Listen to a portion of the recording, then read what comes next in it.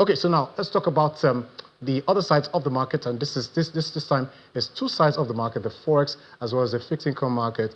Yesterday we had an OMO auction, and then 2 days ago we had a Treasury bills auction where we saw that the Treasury bills yield had dropped to about 21.68%. This is no thanks to a surge in liquidity. That liquidity is coming on the side of the government as well as some other sources. But to give us more details about the activities so far this week and then what to expect for next week, let's bring in Caleb Alimi, Chief Dealer with Providence Bank, for that insight into the market. Thank you for joining us, Caleb. Thank you for having me, Anita. Good afternoon. Okay. So Caleb, I saw that, let's just say market participants saw that there's an increase in in liquidity, no thanks to the Treasury bills yield. Now there was a Treasury bills auction as well as an OMO auction. That's the open markets operations, some of the tools that the central bank uses to mop up excess liquidity. Now, give us details about this auction and the implication that it has on the financial markets. Okay, let's start with thank you, Anita. Let's start with the Treasury bills auction. You know, the Treasury bills that matured about on Thursday, or let's say Wednesday, was about 1.2 trillion. And the debt management office sold just about 700 billion, roughly about 700 billion. So that left some extra liquidity in the system. That's one. Secondly, we had some inflows from infrastructure funding that was shared to state governments. That also provided additional source of liquidity to the market. So market liquidity was northwards of about 1.5 trillion as at Thursday. And then that was why there was an OMO auction that came to mop up as much as possible. The CBN actually sold about 1.6 trillion to the market at a maximum rate of 19.45%. That's a yield of around 23-24%.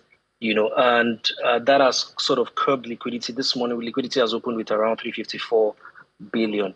And we expect, you know, that the CBN continues to maintain that hawkish behavior towards the liquidity in the system to sort of help and support the Naira. Because what we've seen is that given the surge in liquidity, we've also seen the Naira sort of like depreciate. We've seen NAFEX move to 1513.12 yesterday from around 15 that it had been hovering around in the previous days. And today, you know, intraday, you know, things are also looking a bit on the high side.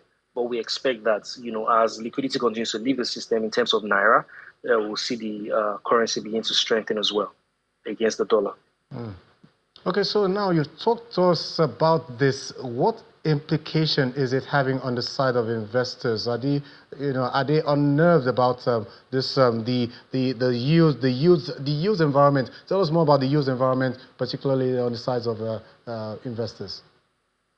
Yeah, so the yield environment for investors is, I mean, we're coming up from last year where yields were around 30%, 28%, 27%, and now we sort of have a negative real return because inflation is now currently at 24%, and then the last NTB auction, the yield was about 22%, so a negative return of about 200 basis points or 2%.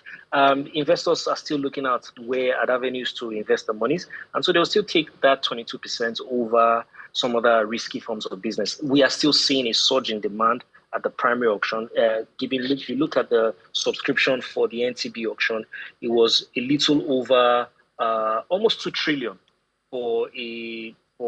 the offer was 650 billion. It was a little over 2 trillion, close to 2 trillion.